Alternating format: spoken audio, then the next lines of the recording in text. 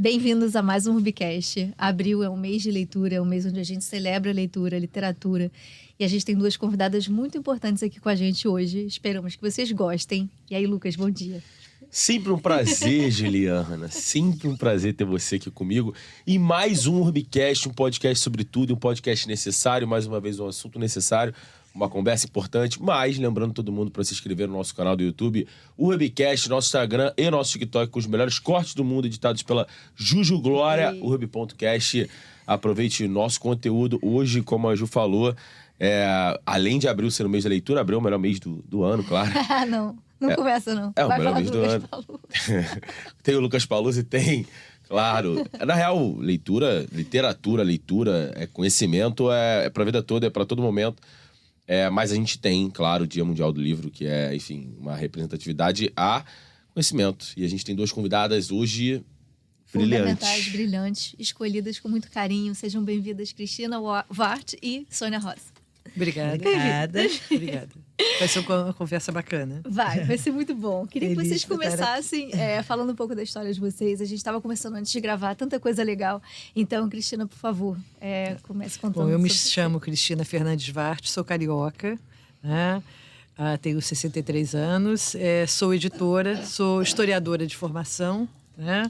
Tenho uma editora chamada Parlas Editora, uma editora familiar, uma editora que começou. Meu pai foi um dos fundadores e hoje estamos na terceira geração. Eu trabalho com a minha filha, né? A Mariana Wart, né?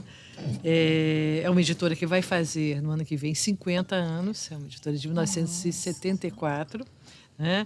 E que vem trabalhando de forma sistemática a questões ligadas aos saberes, à religiosidade, à cultura, à literatura afro-brasileira e africana e afrodiaspórica. Não é? Basicamente é isso. E a gente faz esse tipo de trabalho bem antes de 74, bem antes das leis, né, de que discutem a necessidade da formação desses conteúdos, né, do estudo desses conteúdos na escola, né, que são leis de 2003, e depois que é quando entra a obrigatoriedade de estudo de cultura afro-brasileira na escola, e depois há uma lei complementar que traz a questão afro-brasileira e indígena, né? O que é uma lei que está completando 20 anos, né? Mas que 2008 o complemento, né? Indígena não vai. Eu não entendi. Em 2008 surgiu a lei? Não, em 2003 se constitui a lei de obrigatoriedade de ensino de temas afro-brasileiros e africanos na escola. Uhum. E em 2008 há um complemento que se coloca a questão indígena também. Uhum. Né? Deixa eu ver. A lei 11.000, a 10.639, que é de 2003, e a 11.645, que é a complementar, de 2008. Né?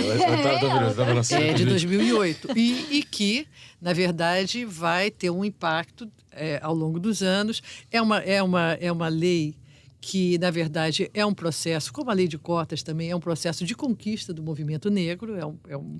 A gente entende que essas coisas nunca são dadas, elas são conquistadas, né? Vocês viram agora com a questão também das cotas, né? A questão da disputa, de se é necessário manter, se vai se manter ou não, né? E as cotas têm um papel, né, de reparação e tem um papel de mudar inclusive a formação do país na sua distribuição de renda e de classe, né? Sim. Então, são políticas reparatórias ligadas a questão de sermos um país e que a escravidão talvez tenha sido, como ciclo econômico, a gente pensa que a escravidão, o país foi constituído a partir do trabalho escravo, e a escravidão como negócio, né, que começa no século XVI e vai terminar no final do século XIX, talvez tenha sido o ciclo econômico mais longevo do país, né? Uhum. E talvez um dos ciclos econômicos mais longevos no mundo, né? Mas, enfim, a Parlas trabalha com essa temática antes antes disso ser lei, antes disso ser moda, né? Porque agora é claro que é uma questão de conquista e é uma questão que também as empresas ligadas à produção de livros começam a correr atrás de demandas do mercado, né? A gente faz isso porque antes disso, porque as editoras têm uma coisa legal, se vocês olharem, vocês vão numa livraria e quem é mais atento, uma coisa, você vai numa livraria e pode ir atrás de um autor. Vou querer a Sônia Rosa, ou vou querer o Mia Couto, ou vou querer a Conceição Evaristo, ou eu quero a Toni Morrison, ou né, o Marco Manucchi, né? Eu vou procurar. Mas se você é um autor, porque um autor é um autor em formação também, de você vai sendo formado na escola, com o hábito da leitura, e depois você vai buscar os seus interesses. Se você vai a uma livraria, você pode buscar um autor. Mas quando você começa a ser um leitor mais atento, você vai perceber que as editoras, elas também são editoras que escolhem que tipo de literatura elas vão fazer. Né? Assim como você tem algumas editoras que a gente chama nichadas, né? Eu só trabalho com música, eu só trabalho arte, ou eu só trabalho infantil, ou né, o meu negócio são ciências humanas, ou você tem editoras generalistas, como é a Palas. Eu brinco que eu não sou... Às vezes as pessoas dizem, você é uma editora de nicho, você trabalha afro-brasileiro.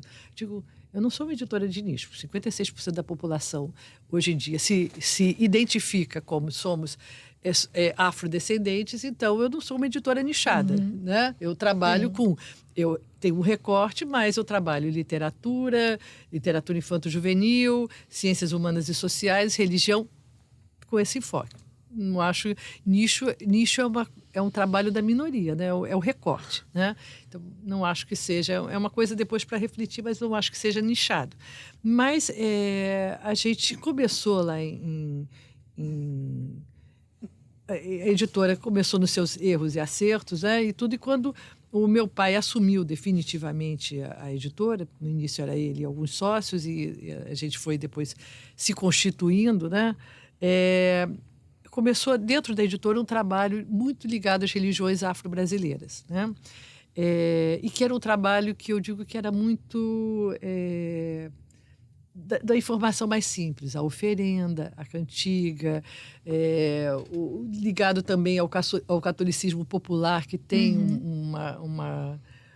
uma relação com as religiões afro-brasileiras, com as rezas fortes. Né? E isso se constituiu durante muitos anos assim, no que carregava a editora, né? E hoje em dia, assim, um recorte para hoje em dia, eu acho importantíssimo manter a discussão sobre candomblé, umbanda, catimbó, ifá, tambor de mina, porque e qualquer outra das religiões afro-brasileiras, a gente chama de afro-brasileiras e não africanas, não sei se todo mundo entende, mas assim, o movimento de sequestro de homens livres na África, né? Que são misturados nas suas diversas etnias e culturas, sociedades que tinham eventualmente conflitos entre si, estavam em graus de diferentes estágios de organização, tudo, e são capturados, têm a sua condição de homens livres transformadas em escravizados, né? São capturados e trazidos para cá. Então a gente diz que essas religiões são religiões afro-brasileiras porque foi a possibilidade da reorganização, quando você mistura e é como se as pessoas segurassem aquilo que lhes é de referência e tentassem reconstituir um pouco do seu mundo original, daquilo que se perdeu. Desde perder a língua, perder o nome, perder a liberdade, perder a família, né? Então, são religiões afro-brasileiras.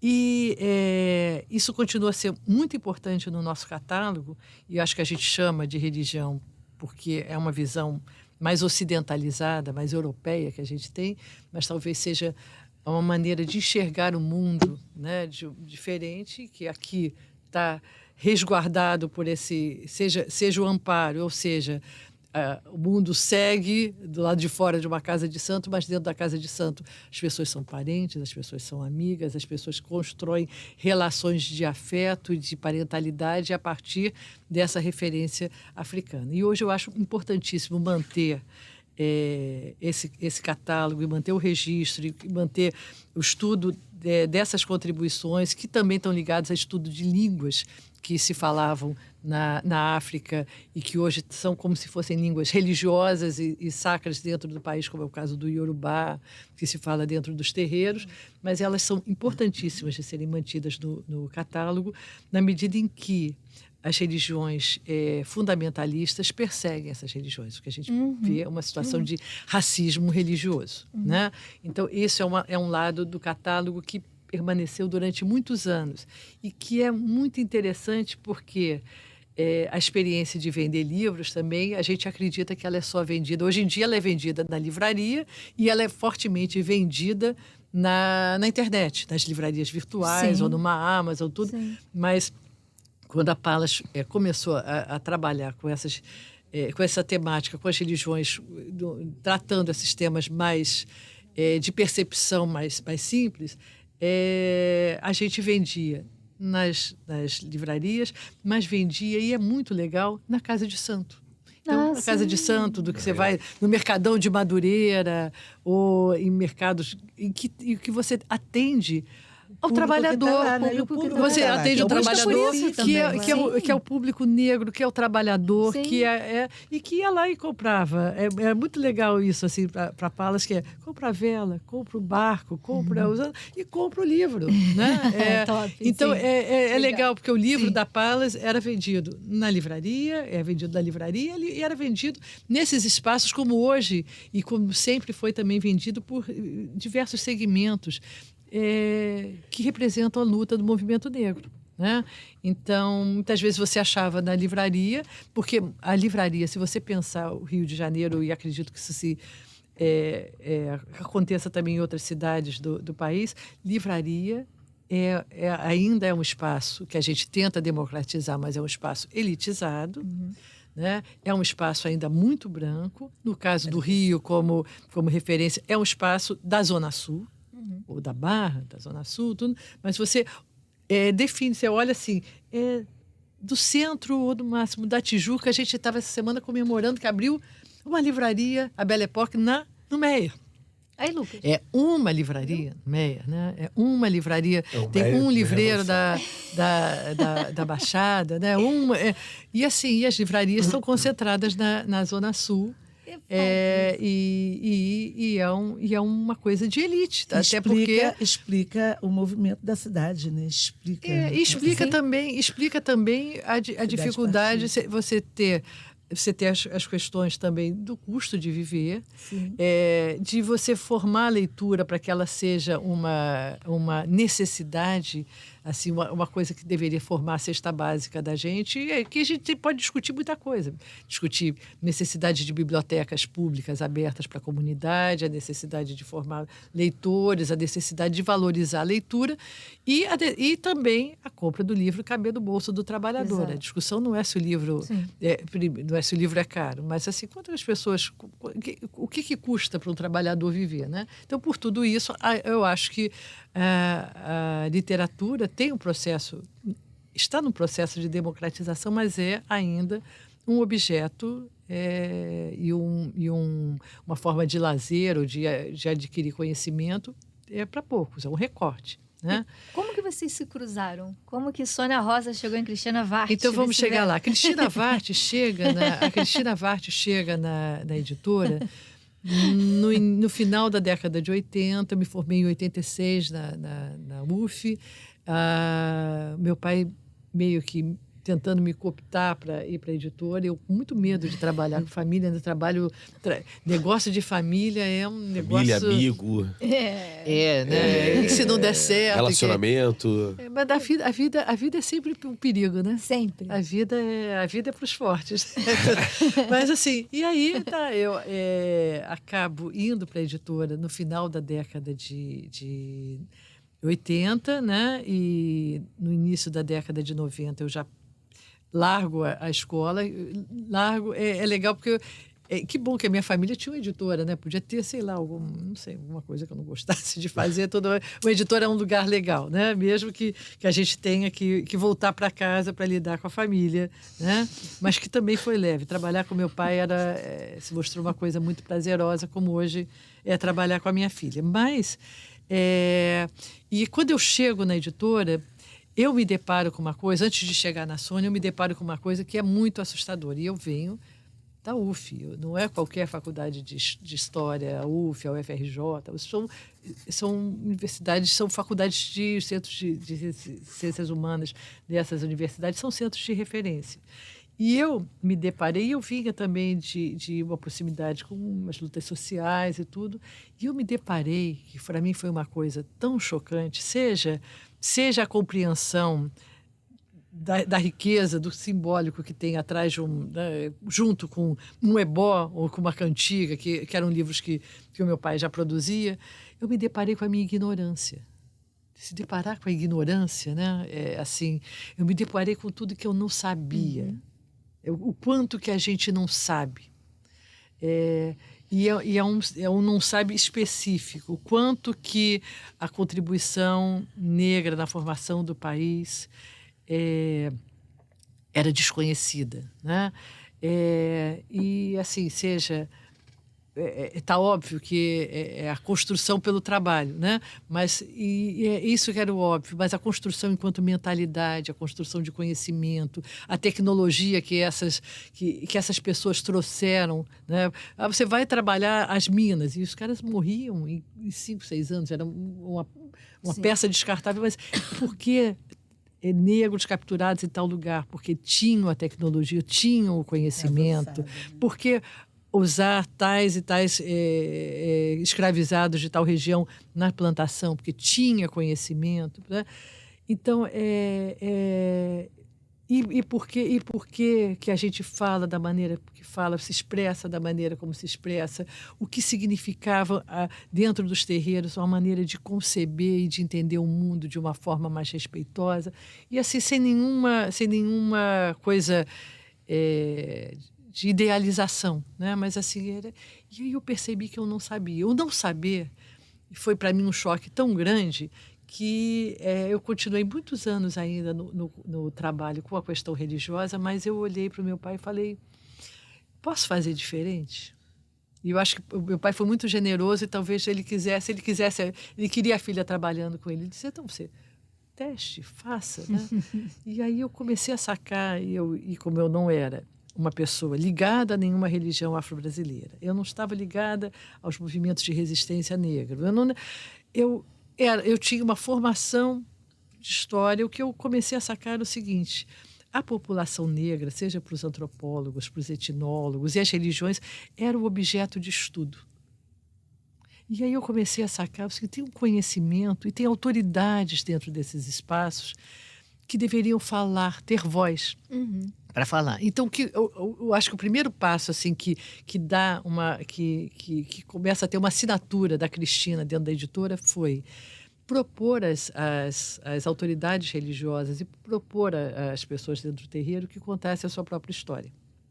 O que falassem desse conhecimento. Então, isso foi muito legal, porque aí você se depara com uma coisa que também é lidar com o seu...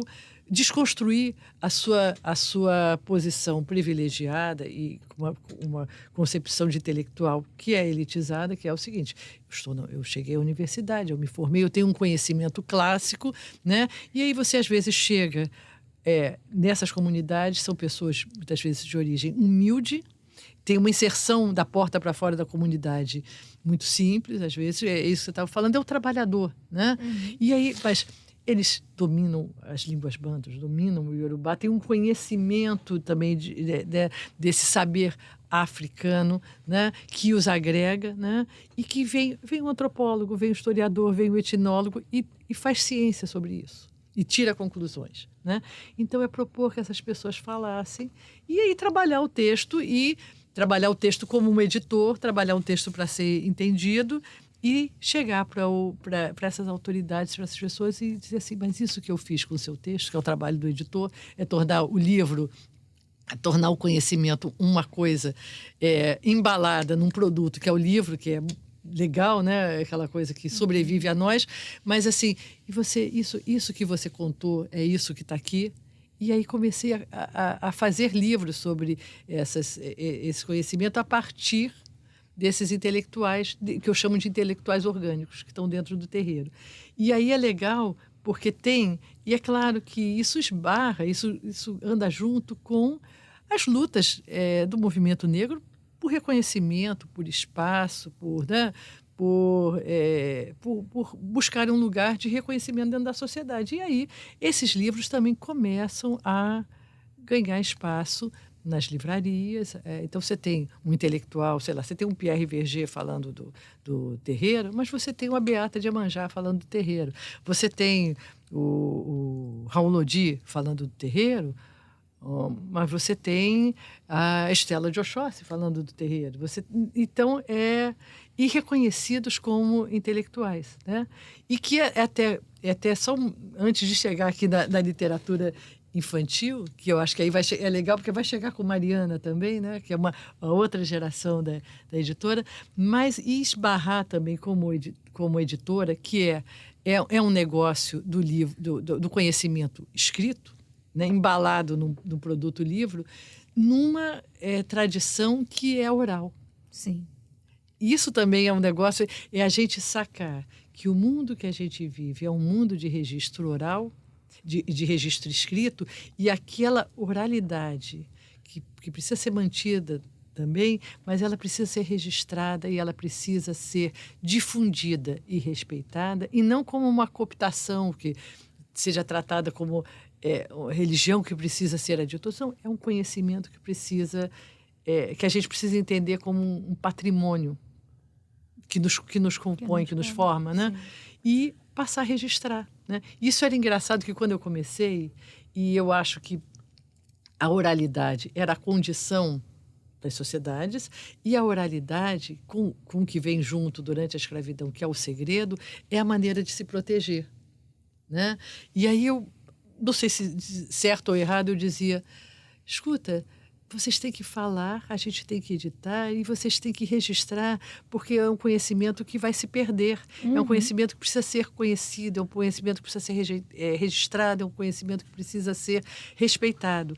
E ao mesmo tempo, a história da oralidade, do saber iniciático, o segredo e tudo, que é o que protegia, né? E isso é tão forte que no começo do meu trabalho as pessoas diziam, você está fazendo isso, você vai morrer com esse negócio.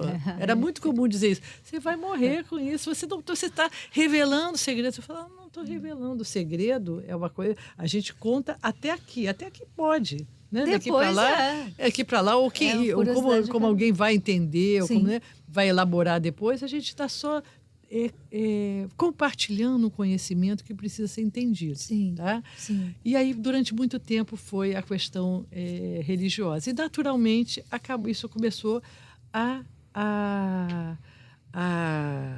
também a caminhar para as ciências humanas, no sentido também das políticas afirmativas, da literatura. A gente começou a fazer livros de literatura também, de autores e autoras negras que têm uma experiência que está ligada à racialização dessa população, né?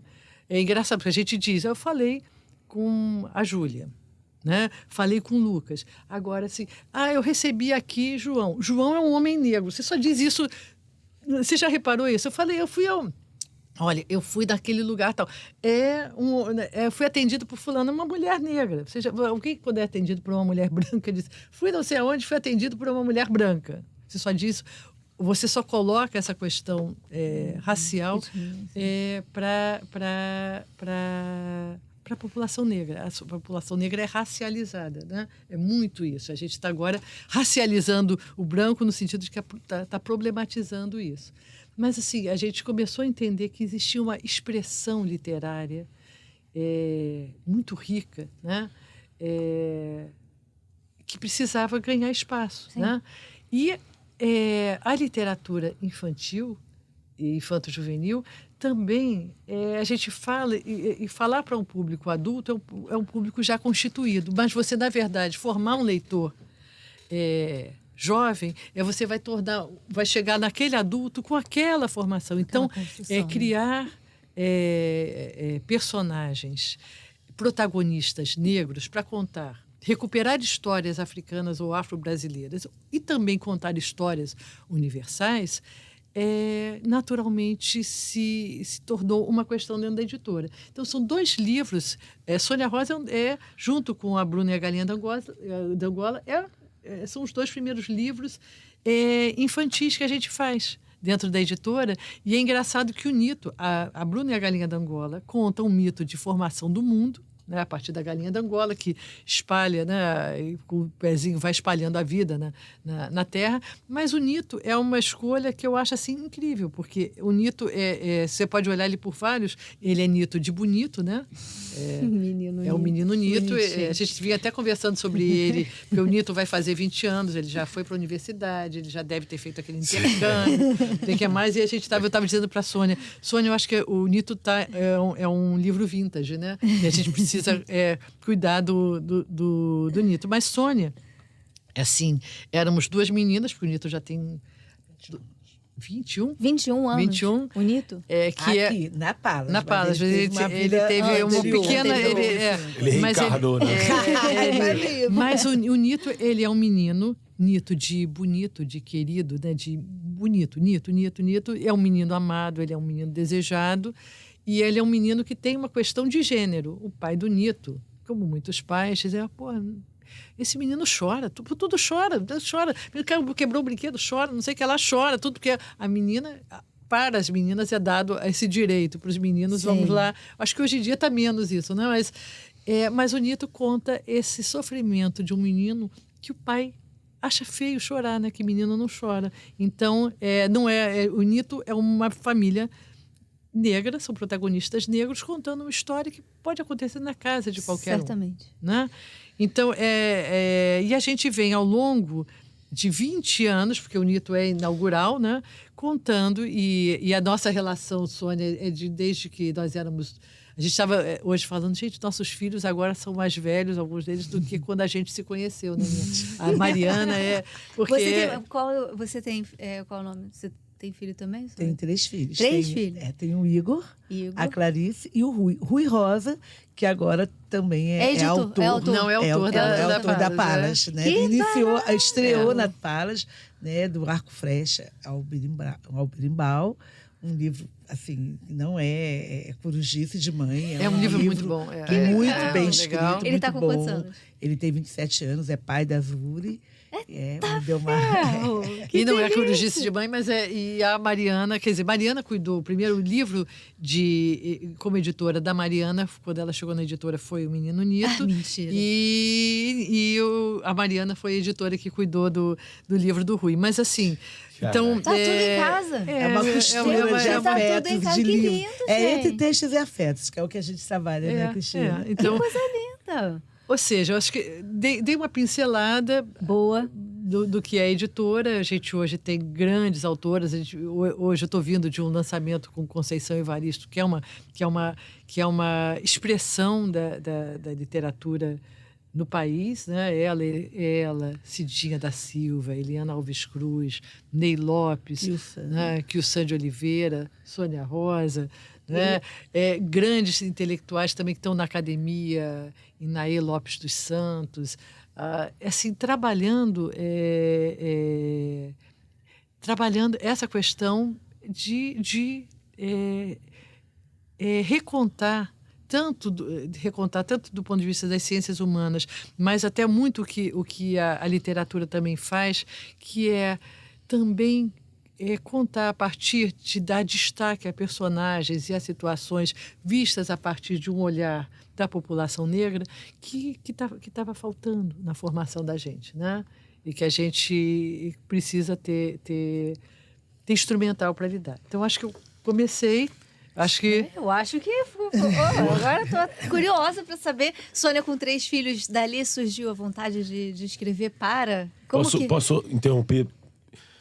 Vamos para os comerciais, tô brincando. Porque a Sônia, provavelmente 3 filhos, enfim, tem uma história incrível, com uma vida muito doce. Eu acho que é sensacional.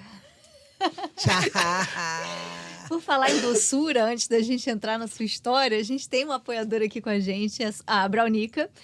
Sigam o Instagram, _Brownica. São brownies que derretem na boca. Mônica, você deixa os nossos podcasts sempre muito mais especiais. Ai, obrigada. Gente, pega os É pra vocês, são brownies artesanais. Tem gente que ajuda em vergonha, diz que o dente dela fica sujo. Gente, eu não ligo pro meu dente. Eu ofereço sujo, comida, eu ofereço limpo assim, peguem pra você.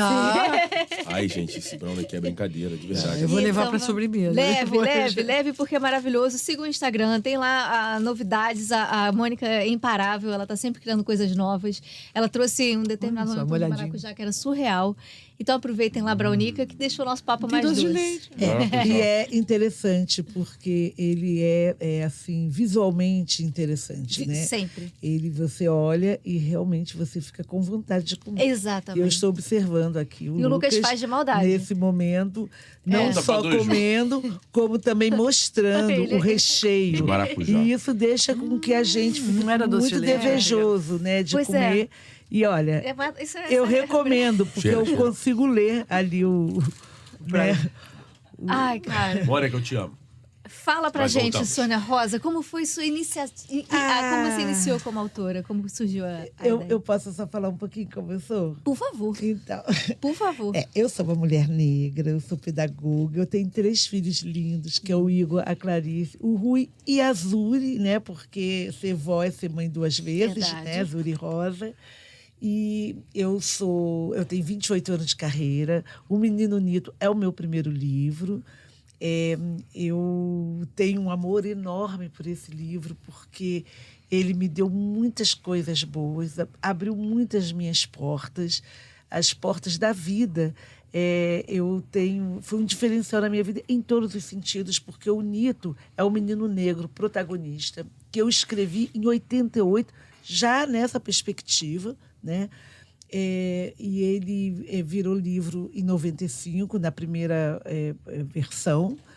E as pessoas me perguntavam por que era um menino negro, por que eu escrevi um menino negro. E eu dizia que era tal qual meu irmão, tal qual meu primo, tal qual meu aluno, meu vizinho.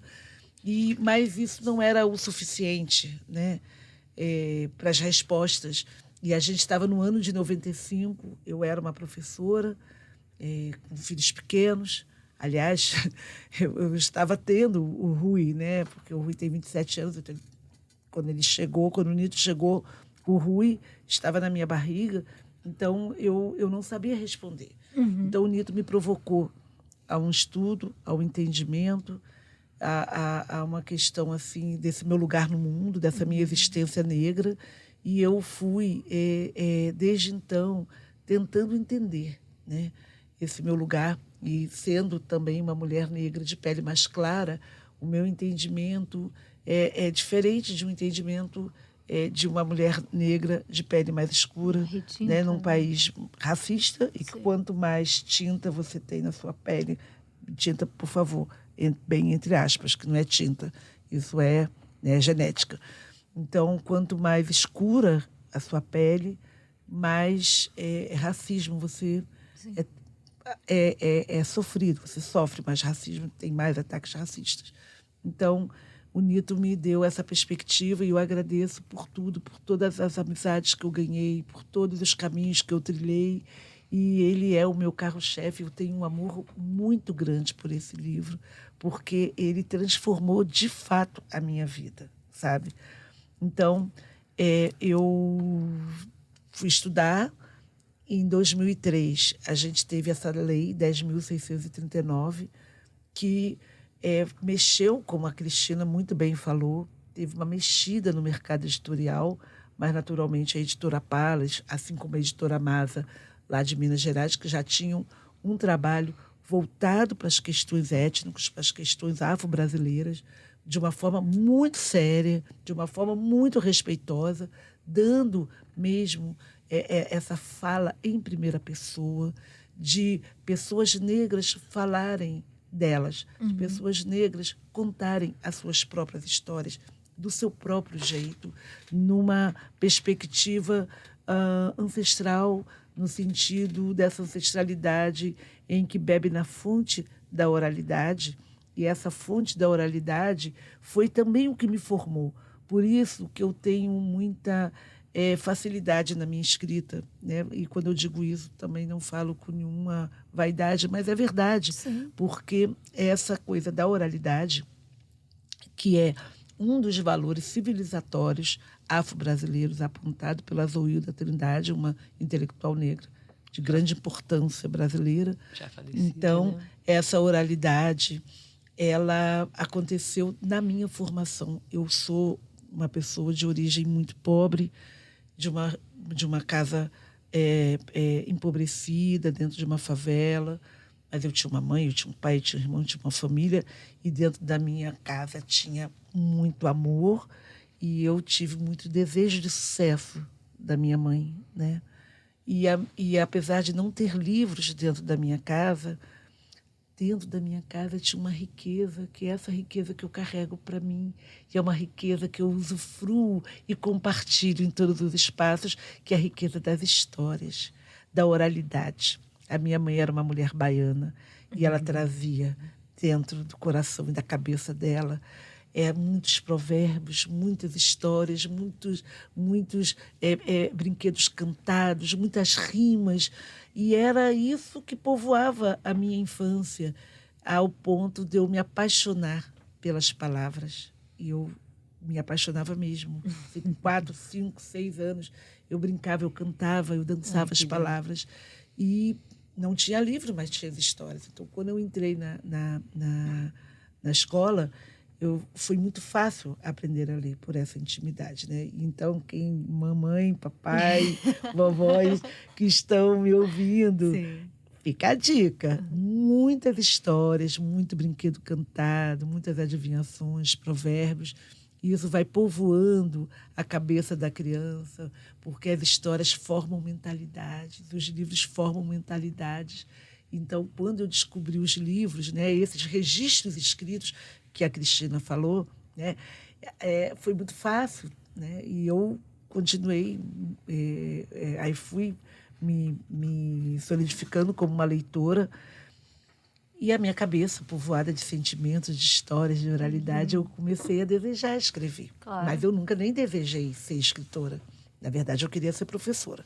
Mas voltando aqui a essas questões ligadas à representatividade negra, em que o Nito me levou para isso de uma forma natural, e desde o momento que eu percebi a força que isso tinha, a urgência que isso tinha, eu fui me apropriar para o entendimento. E aí nós fomos agraciados, né? E que não foi bem uma graça, foi uma grande conquista, né? do movimento negro, dos movimentos, da gente com essa 10.639. Então, eu fui fazendo vários cursos, estudando cada vez mais. Os saberes que antes eram mais discretos nas suas circulações, eles passaram a circularem de uma forma mais intensa. E eu, professora, né, trabalhei numa secretaria de educação, tive acesso a muitos textos, né, e a possibilidade de encontros, de cursos, de livros, e usufruí bastante, aproveitei bastante essas oportunidades.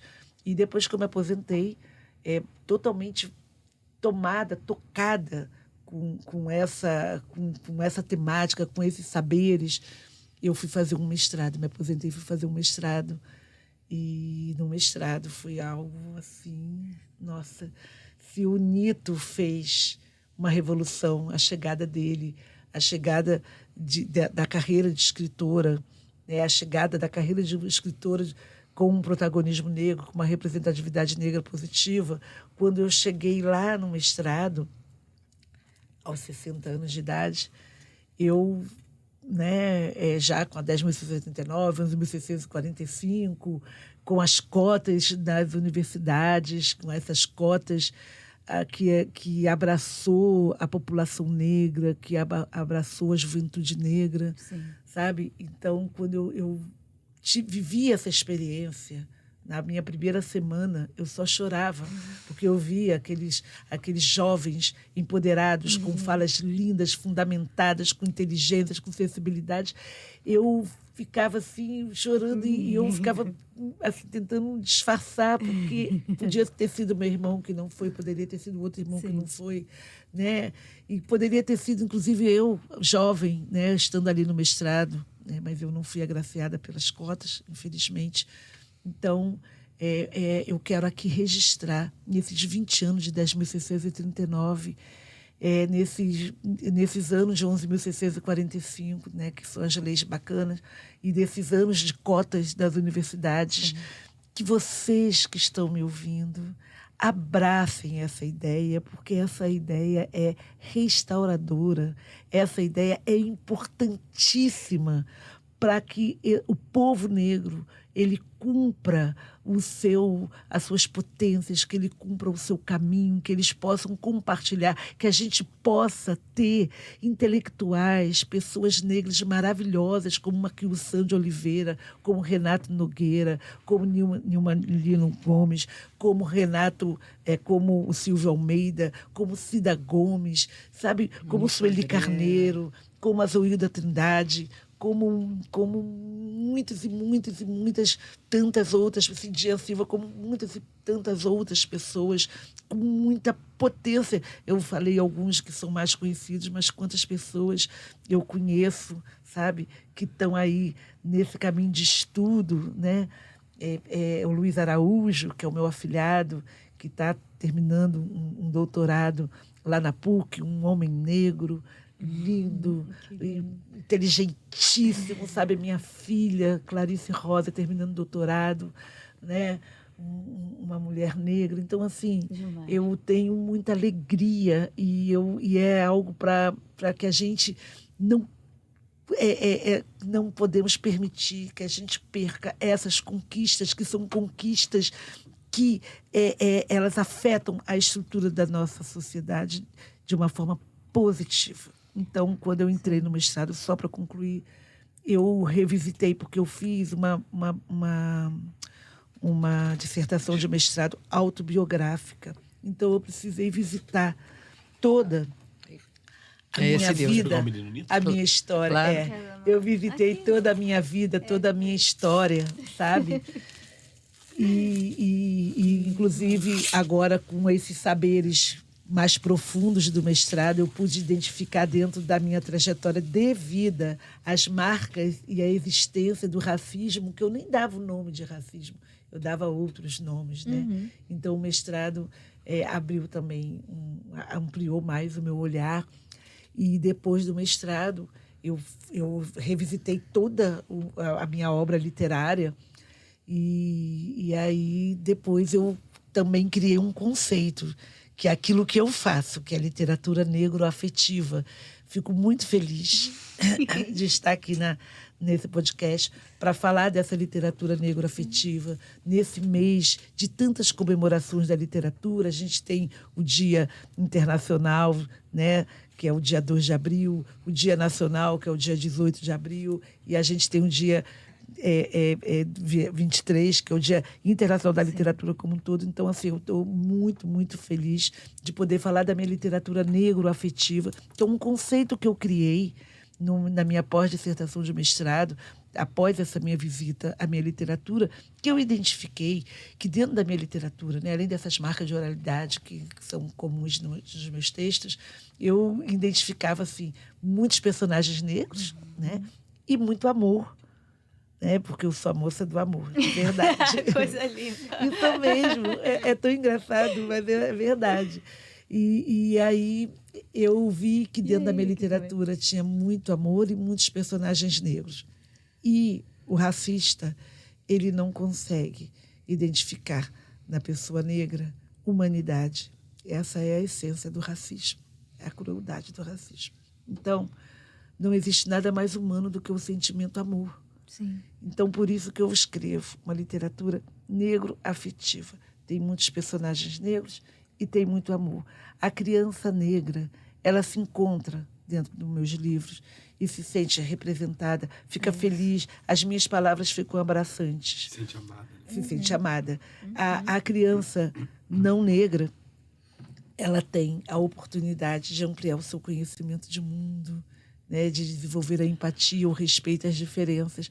Então, ganha todo mundo. E, em última instância, os livros com representatividade negras, quer sejam os meus livros ou os livros de Quilson de Oliveira, Otávio Júnior, né, Jean Silva, tantos outros autores, Rogério Andrade Barbosa, Julia Miribar, eles têm essa possibilidade de agirem como um material de formação de mentalidades antirracistas, né? Porque o livro ele forma mentalidades. Então, eles atuam como um letramento racial, Sim. que é um conceito também, que o letramento é similar a saberes. Então, a gente tem assim, letramento gastronômico, letramento digital, letramento geográfico, e a gente tem um letramento racial, que são saberes ligados à racialidade. Então, o livro de literatura infantil com personagens negros, eles atuam nessa formação, sabe? E é isso. Eu venho desenvolvendo hoje um trabalho junto às escolas públicas e particulares do Brasil todo, né? Viajo pelo Brasil todo para conversar com os professores, para falar da responsabilidade e do compromisso dos professores de se apropriarem dessas leis e as colocarem como pauta, Sim. não em novembro e maio, mas ao longo do ano, e que fiquem atentos e críticos e que leiam, que estudem, para que não permitam que nenhuma criança seja magoada nas suas infâncias. Sim. É uma responsabilidade, é um pedido que eu faço, né? Então, eu venho desenvolvendo esse trabalho, sou muito feliz por isso, porque é a minha literatura, que foi ampliada por essa pessoa que acabou se tornando também acadêmica, e eu venho fazendo essa dobradinha, esse casamento feliz, onde o amor é o meu guia. É isso. Eu queria aproveitar a experiência de vocês e toda a história que vocês estão contando, que eu acho fundamental para falar duas coisas. Primeiro, quando a Cristina comentou sobre espaço, a gente teve a oportunidade de conversar com o Tafkeia, né, que era um índio da etnia Funiô. A gente tem um dia do índio hoje, por sinal, quando a gente está gravando, mas o vídeo vai ficar lá no nosso canal. E ele falou assim, quando eu comecei a contar o que a gente fazia, na aldeia, eles falaram que eu ia morrer. Eu não podia falar dos nossos rituais se eu não estivesse na aldeia. E, pelo contrário, o que ele falava era que ele precisava levar esse conhecimento cada vez mais para todos os brancos, que são os homens brancos, para que a gente pudesse se reconectar, porque eles acreditam na gente. Foi exatamente isso que ele falou, né, Lucas? Ele acreditava na gente. Então, a única forma da gente ter uma troca era ele mostrar que o lugar dele era seguro. Então, até ele pediu aqui para as portas se abrirem, para que ele tivesse a oportunidade de levar o conhecimento da etnia dele, que era Funiô, para todo mundo, onde ele pudesse ser aceito. Então, a importância do espaço, mais uma vez, só para frisar mesmo, que é muito importante. E a pergunta em si seria, eu tenho 2 filhos, eles passam 99% do tempo no celular. Infelizmente, assim, eu sou uma pessoa que eu leio muito, eu gosto de ler, leio besteira, tá, gente? Não vou falar do meu gosto literário, que é meio... Eu leio fofoca, assim, agora... O que você lê? Eu li agora... A gente precisa perguntar isso agora. Depois que tu puxa uma dessa, com quem o você lê? O último livro que eu li foi do cara do Chandler, que era personagem do Friends, sobre a dependência dele alcoólatra, que ele tem uma dependência, ele fala de todas as dores e tudo mais. Eu li por curiosidade, né? Porque eu adoro Friends, então fui lá e li. É isso. Mas eu leio outras coisas também, mas sempre voltado pra música. Só que, quando eu vejo as crianças, e a gente acabou de ouvir a história da Sônia, que é uma literatura rica, que fala de afeto, que fala de representatividade, como hoje as crianças, em meio a tanta tecnologia na palma da mão, vocês imaginam que esse mundo vai ser mais equilibrado? Como vocês veem esse equilíbrio entre digital e físico? Porque o cheiro do livro tudo do livro, para mim, é encantador, mas a criança, ela passa aqui o TikTok. A Sônia vai falar também, mas eu acho que você tem uma grande... Desafio. Não é um desafio, você tem uma grande responsabilidade. Sim. Porque ler e o filho ver a gente lendo é uma coisa importante. Oferecer, ter a ida à livraria, a ida à biblioteca, como um passeio, como uma coisa legal. Eu fui na livraria do New York. New York City Center tem uma livraria ali do lado do cinema. Só que as livrarias colocaram agora uma parte de papelaria enorme. né? Então você está indo à livraria. Aí a Marisol correu para a parte do lápis e da borracha. Eu falei, Marisol, a mamãe não trouxe você aqui para isso, não. A mamãe trouxe aqui você para a gente escolher um livro lá para você ler, para você ter outros, porque a gente recebia do... Vocês sabem aquele projeto do Itaú, né? Que tem que recebe os livros e tudo mais. E aí... Ela foi uma autora, não com um livro, até não foi nem um livro da Palas, ela foi autora daquele... Porque todo ano o Itaú escolhe dois autores para 1 milhão de livros. Assim, eu achei esse projeto tão incrível, porque primeiro tinha uma expectativa pela chegada do livro em casa, né? Então eles corriam para ver o livro e tal, foi ótimo. E aí, eu entrei na livraria, a Marisol correu para onde? Para os lápis, borrachas, canetas, tudo que estava ali naquele universo rosa, colorido. Eu falei, não, trouxe você. O que é isso aqui nessa livraria? Aí me atrapalhou todo no meu programação. Mas a gente... Eu acho que se você não deve se sentir derrotada pela primeira ida. Não, continuarei.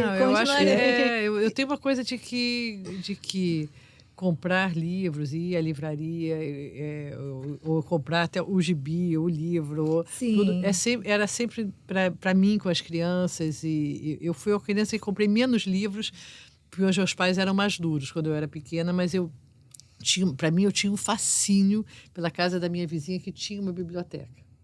E assim, era uma vizinha que me acolhia muito, era a vizinha onde eu pesquisava, onde tinha que conhecer a Barça, não sei o que lá, mas onde tinha essa coisa, né, que hoje em dia tá na internet, mas de ir à livraria muito, de ir às bibliotecas, a biblioteca do Ibeu, a biblioteca, onde hoje é aquela livraria Argumento, era a biblioteca do Leblon, a biblioteca de dentro de escolas, a biblioteca acho que era o Notre Dame, tinha uma biblioteca, ou seja, de ir à biblioteca, da biblioteca como um lugar de acolhimento. E eu acho que com a criança, assim como ela aprende a lidar com esse instrumental que vai ligar ela à internet, que tem que ter um cuidado também muito grande, né?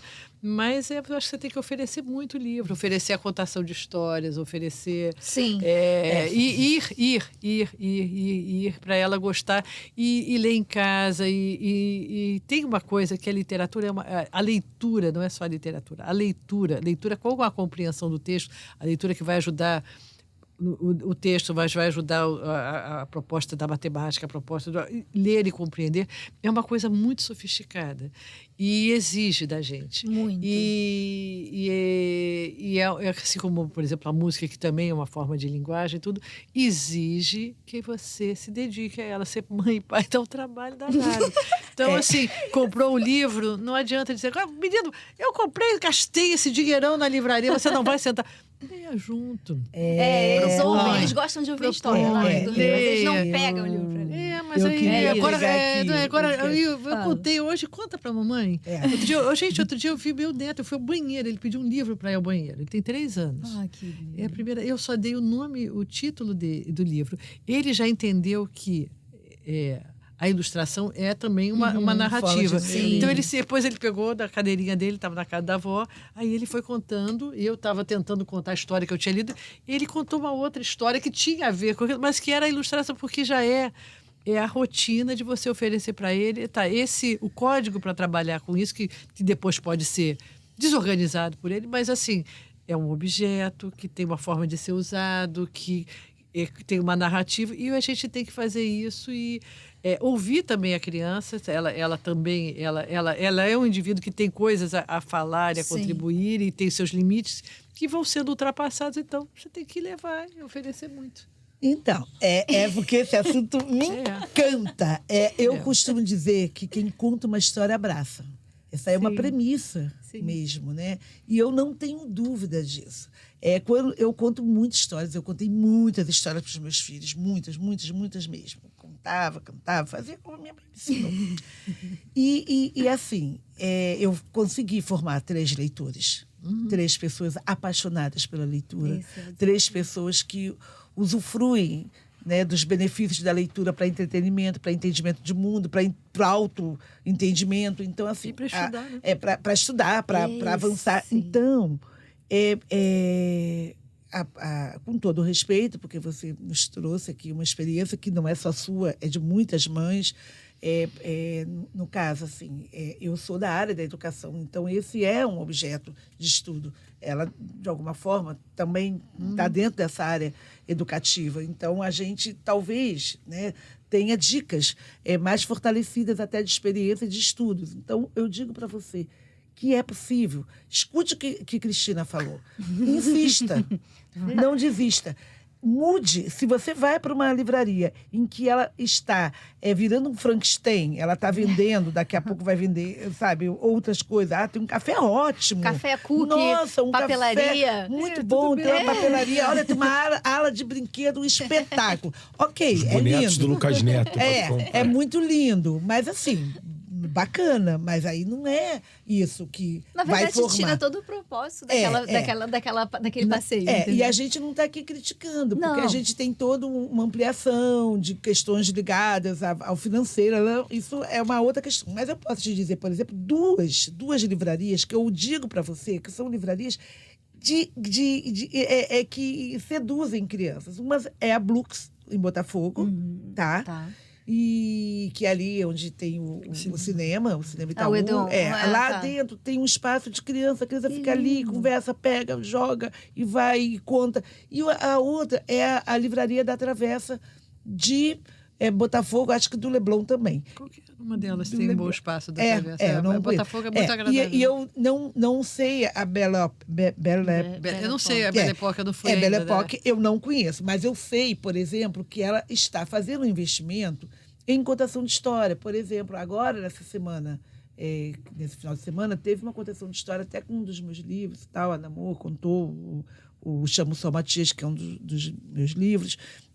Mas não é nem porque ela contou, porque eu gostei de saber de uma livraria no Meia, né? Que é muito importante. E, aliás, quem está me ouvindo, gente aí de Bangu, hein? Gente da Pavuna, Campo Grande, olha só. Taquara tem?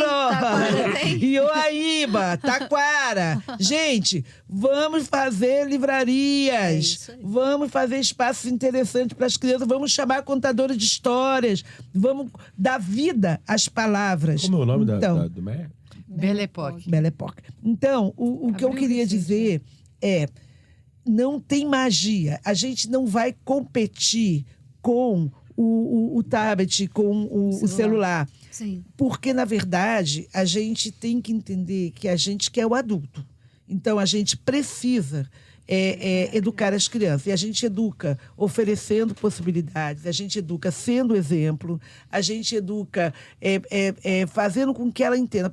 Todo dia tem uma história na hora de dormir. Sim. Ela vai ficar encantada. E se ela tem 12 anos, e se ela tem 3, ou se ela tem 7, os encantamentos são distintos. Sim. Tá?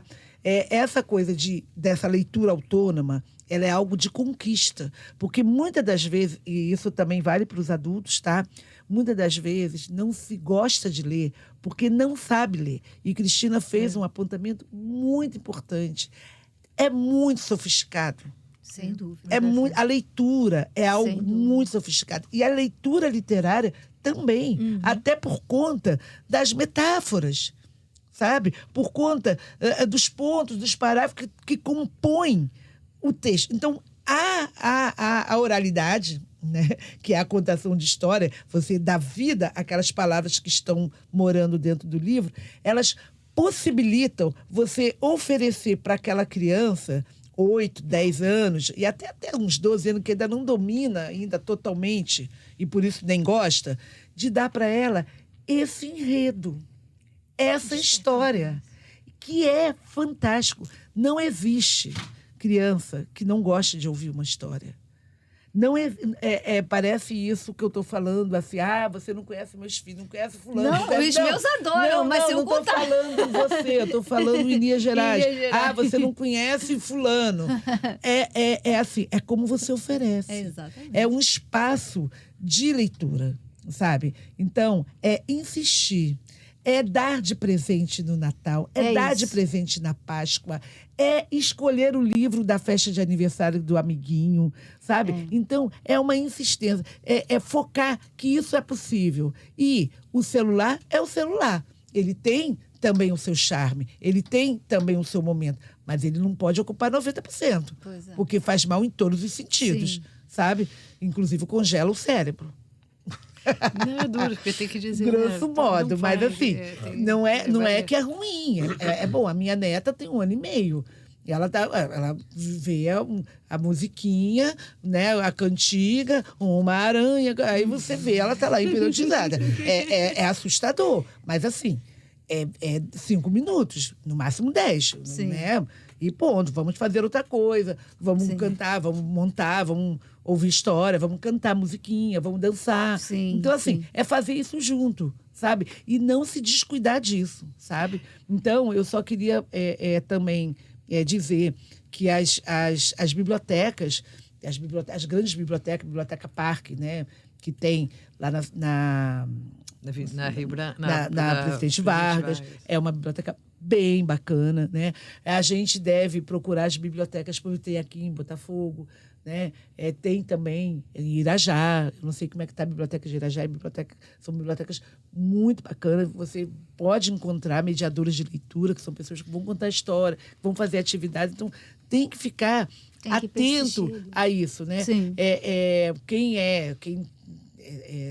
está na escola pública, né, do município do Rio, as salas de leituras têm um equipamento muito bom, porque a gente está assim, com 10, acho que bem uns 12, de 10 a 15 anos de compras governamentais, compras do governo federal, né, pelo PNLD, governos municipais, estaduais, que compram livros de qualidade, com gente que entende de livro, que traz para a formação do leitor. Porque, veja, não é também qualquer livro. Não é livro tem que considerar os desejos da criança. Claro. Tem que por exemplo, essa semana eu tenho um menino que eu gosto muito, que é o Benedito, um menino esperto, lindo, amoroso. O Benedito tem 8 anos, está lendo muito bem, está lendo para o irmão dele, que é o Omar. E eu comprei para ele, dei de presente, aquele livro do Marcelo Duarte, O Livro dos Curiosos. Que eu dei pro Igor, meu filho mais velho, quando eu era criança, né? E é um livro maravilhoso para a criança que está aprendendo a ler, o Guia dos Curiosos. Assim, são perguntas sobre a vida, sobre o cotidiano, sabe? Então ele se identifica, né? Ele vai ler e ele vai curtir. E aí ele vai ganhando, além dele curtir, porque é muito interessante, até o adulto curte, ele vai ampliar o conhecimento de mundo, vai ampliar o vocabulário, vai ser ótimo, vai ser ótimo em todos os sentidos. E assim, além dessas compras, né, que eu estava falando das compras governamentais, a gente também tem projetos como esse do Itaú, Ler para uma Criança, que distribui por todo o Brasil. E eu tive também a alegria de ter sido contemplada com o meu livro Enquanto o Almoço Não Fica Pronto, né? E que foi uma compra de 1 milhão de exemplares. Então, assim, é uma coisa muito bacana, porque você tem essa perspectiva de ter um livro que abraça todo o Brasil, né, de norte a sul, chega lá onde às vezes ninguém vai, e todas as compras governamentais, e aí eu vou deixar aqui para a Cristina falar do PNLD, dessas compras, que todo mundo fica feliz, as editoras ficam felizes, porque elas têm um trabalho bacana, os escritores, os ilustradores, toda a rede de livros. E aquela criança que mora lá em Itajuípe, lá no interior da Bahia, do sul da Bahia, ela vai na sua biblioteca pública e na sua escola pública, vai receber um livro de qualidade, escolhido por especialista, feito com todo amor, onde, no caso, né, da livraria, da editora da Cristina e de outras editoras que cuidam, né, dessa temática, vão ter livros com protagonismo negro, com representatividade negra positiva. Então, assim, é um ganho maravilhoso, é um ganho real. Então, hoje a gente tem, e agora nesse pós-pandemia, né, que sofremos todos, e também somos todos sobreviventes, nós temos até, eu sinto um aquecimento no mercado, ou é a impressão, Cristina? Não, foi engraçado. A pandemia foi um momento em que a gente vendeu bem livros, porque a gente estava... Você não podia sair, você não podia viajar. Leitura. A leitura foi um suporte significativo. Então, se no primeiro momento teve um susto, no segundo foi de que aconteceu mesmo, né? Então, funcionou. E eu acho que leitura, só complementando e voltando ao que a senhora está falando, incentivar, mas contar, porque por detrás de um livro desse, você às vezes tem muitos anos de trabalho, né? Isso é uma coisa que é interessante, o pai, porque às vezes, e é claro que ser pai e mãe é uma coisa difícil, porque tem uma mediação entre o desejo da criança e o possível, né? Mas às vezes a criança escolhe, e tem a questão do custo, e tem tudo, mas às vezes eu vejo a criança escolher um livro que na verdade a gente precisa entender o que ela está escolhendo, mas às vezes a mãe diz assim, quanto custa? Não, esse não, vamos procurar um mais caro, um mais barato, não sei o que mais. Mas assim, às vezes é você até desestimular aquela escolha, mas por uma observação, vamos dizer assim, mais qualificada. Não, Esse tema, olha só, quem sabe, vamos procurar alguma coisa assim ou assado e tudo, mas você entender, e aí eu acho que é também o valor social do livro. O livro tem que ser entendido como ele é um produto, ele é uma mercadoria porque você compra, tá? Mas ele é um bem cultural. E aí, artístico, né? Um bem cultural artístico. E ele tem um trabalho que exige conhecimento. Seja, eu digo assim, os autores fazem textos, os editores fazem livros. Seja a gente escolher formato, tipo de letra que vai estar de acordo com a faixa etária, o tipo de formato que vai ser organicamente, e a gente valorizar isso. E às vezes a gente compra, eu fico às vezes muito chocada quanto custa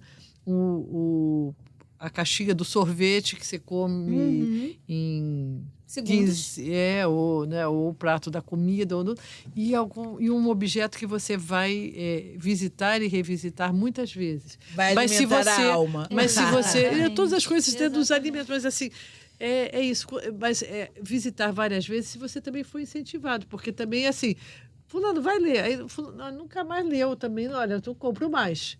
Não, eu não compro mais. A gente ouve muitas vezes as pessoas, porque exige. Eu vou usar aquele objeto. Eu tenho que ensinar a usar aquele objeto. Sim, claro. É isso. Então, dá trabalho. É que nem andar de bicicleta também dá trabalho, andar de patinete, assim, aprender a nadar. Mas o desafio é bom. E é um desafio que tem, a longo prazo, o melhor resultado possível, que é a formação do adulto. O melhor resultado. Satisfação garantida. Eu tenho falado, eu vou falar aqui para que os pais, as mães e os avós escutem também. Eu falo nas escolas com as crianças, quando eu converso com as crianças, eu falo assim, gente, quem desejar ter sucesso na escola, entender tudo que a professora fala, vá para a biblioteca, vai lá, pega livro, lê junto com um amigo, empresta, comenta sobre livro, porque até hoje eu não conheci nenhuma criança que tivesse essa amizade, essa intimidade com a palavra, com o livro, que não conseguisse entender tudo na escola e na vida, entender ela mesma, sabe? E pelo caminho do sucesso. Sabe? Aí eu falo assim, parece até mágica. E eu bem acho que é. Aí eu fico falando com ele. Aí eu falo assim, e fica a dica, hein? Lê. E fica a dica. Lê. Boa, Sônia. Muito bom, Sônia. A gente está com uma hora. Gente, a gente já tem uma hora, a gente já está quase encerrando. Eu tenho um ponto. Eu fiquei muito mais calado, acho que é um podcast de leitura visual. De audição, de leitura. Eu não sou mãe nem pai, mas... Aí só levantando uma bola. Tenho um irmão... tio, é sobrinho. Não, é o seu irmão. Seu irmão de um menino de 12 bacana, anos, enfim. Cumprir um papel importante, muito importante na educação dele. E aí, só levantando uma bola. Porque eu fiz isso, enfim, muitas coisas deram certo, outras deram errado.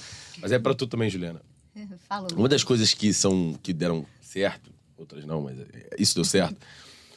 Quando você compara um livro com um Free Fire, com um jogo de celular, com um TikTok, por exemplo, você sempre vai perder. Sim. E por um dos grandes motivos...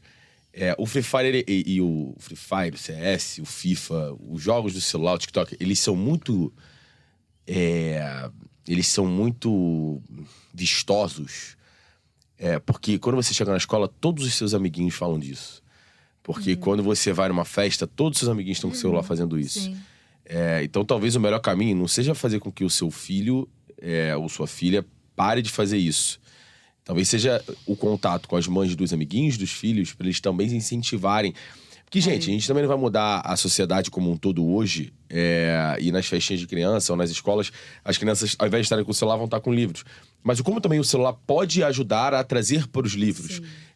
Eu não acho, como a Sônia falou, talvez não seja uma competição. Não é, na verdade, uma competição. Eu tava querendo um equilíbrio, né? Tipo... Aí, só meu ponto de vista, eu acho que não vai chegar nesse equilíbrio. Não a gente tem como. Não, mas não é porque o livro perde. É porque o livro, ele é...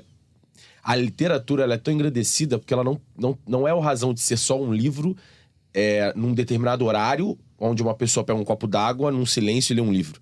É como a senhora falou, é um canto, é uma história, é uma brincadeira, assim...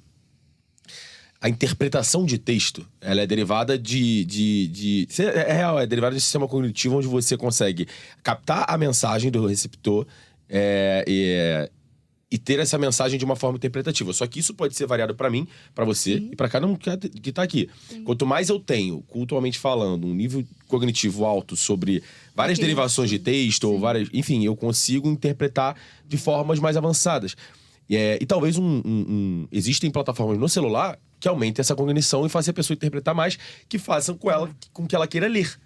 Elas não são antagônicas, né? Por exemplo, uma coisa que me atrai muito. Eu sou um cara que... Eu gosto de ler também. Eu já fui de uma fase mega hiper leitor. Tem uma biblioteca no meu quarto hoje em dia, em cima da minha cama. Surreal. Mas teve uma época na minha vida, assim, pensa no Lucas, né? De 17 anos, enfim, com um trilhão de problemas pessoais gigantescos. Sim. Uma fase muito louca da adolescência, mas muito, muito, muito pesada, que era apaixonado por Paulo Coelho. Tudo bem, gente, tudo bem. Assim, eu chegava em casa e queria ler Paulo Coelho, Diário de um Mago, enfim. Cara, e ler até hoje. Mas também, e recentemente... E recentemente trabalho numa parte voltada pro lado corporativo, onde eu leio livros que aguçam minha criatividade. Não entro mais na literatura romântica, nada do romance. É muito mais voltada pra criatividade, estudo de negócio, lado financeiro. Sim. Isso eu não encontro em podcasts, ou eu encontro informações, talvez uma outra, mas o livro em si pode ser isso. E outra, adoro pra mim, Lucas, eu amo isso aqui, livro, cheiro, eu sou apaixonado por isso. Mas talvez um Kindle, talvez outras formas que a pessoa possa assistir. Não tem problema a forma que ele venha. Isso, essa é a mensagem que eu tô querendo passar. Você não precisa forçar a Marisol e o Matheus a entrarem numa biblioteca, porque é muito mais chamativo pra uma criança olhar pra parte rosa na papelaria. Pois é. Só que se na parte rosa na papelaria tiver uma história legal pra Marisol, seja atrativo. Talvez a Marisol não vai ser a Juliana. Eu tô querendo te passar essa mensagem. E como pode ser muito bom pra Marisol receber isso, né? Mas enfim, é o que eu faço. Eu tô tentando fazer com meu irmão, me afastei muito, mas é isso. É isso mesmo. E temos brindes. E depois o que gostar, né? Só pra... Você estava falando do Paulo Coelho, mas assim, eu, por exemplo, eu adoro romance policial. Então, na adolescência, eu lia um Agatha Christie por dia. Claro. Sim. Aí depois, tem o Garcia Rosa, que faleceu recentemente, que é legal, que é um romance policial no Rio de Janeiro, né? Então, é uma delícia ler sobre a nossa própria cidade. Os personagens são no Rio. Então, assim, é o momento do escape, porque eu leio muito, muito por causa do trabalho e leio coisas muito específicas. Então, até hoje, ler quadrinhos, é bom. Então, o romance policial aquelas coisas que às vezes que é o lazer. Ler o Código da Vinci ilustrado. Eu falei, sim. Não tem, a gente não tem, a gente não tem, a gente não tem que ter pudor. A gente não tem que ter pudor. Você pode ler o compêndio de psicanálise lá e você pode estar lendo semiótica e estar lendo o romance, ou estar lendo o romance. Eu só queria acrescentar uma coisa. Eu estive numa festa de 1 ano da Ayana, que é a irmã do Matias, e numa casa de festa tinha um espaço para as crianças brincarem e tinha um espaço mostrando mas de livros. É sensacional, tomara que tenha cada vez mais. Então é possível, é possível. Tá? Porque tem livros muito bonitos, com capas atraentes, né? Que a criança É também pensar em como a criança pode ser atraída pelo livro, não só o livro atrair a criança. É só essa mensagem que eu tô querendo passar. Sim. Talvez seja a forma visual, talvez seja a forma... Enfim, a inteligência artificial junto aí no livro. Eu não sei. Eu tô jogando a real com o que eu penso. Se o conhecimento vai vir no papel. Acrescente, mas não deixe da presença da mãe, da avó, do pai. Porque quem conta história abraça. Da curadoria, e a coisa não abraça. Não, é frio totalmente. Tá? Então, assim... E ainda enche a cabeça de problema. Não é conflitante, mas são... espaços distintos. Claro, eu acho que a sua qualidade de irmão, de avó, de ser de mãe é uma outra. Mas é isso. Brindes. Adoramos. Olha. Ah, meu Deus. O brinde tá aqui. A gente escolheu um brinde hoje diferenciado. Pra acompanhar vocês. Num dos lugares que eu acho que abraça mais também, que é o café. Olha que graça. Ai, que lindo. Muito obrigada. Super. Aqui no Urb, a gente tem uma evento de Black Friday que é muito forte. Então, a gente chama de Break Friday. E esse é um momento muito importante para nós. E que está representado aí. Para todo mundo dar um break. Todo mundo dar um break, relaxar, ler. E o Brownie. E a Brownie. Esse Brownie maravilhoso. Vou botar aqui. Bota aí. Já botou? De vocês. Pode botar, bota aí. Mas também, se vocês quiserem, pode levar. A Ju fica mega chateada por isso, mas é isso. Você quer ajuda? Não, eu posso te dar um...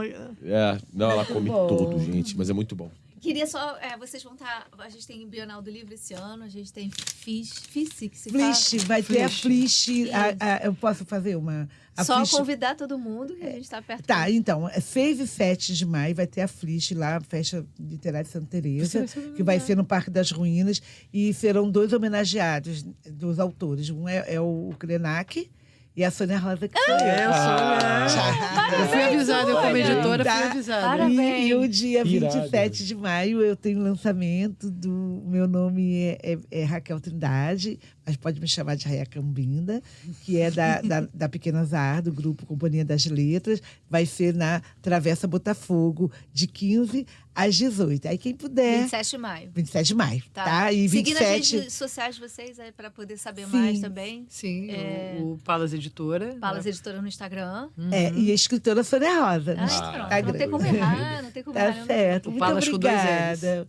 Vocês são maravilhosos. Foi muito obrigada. enriquecedor demais o papo, verdade. Super legal. Muito obrigada. Incrível.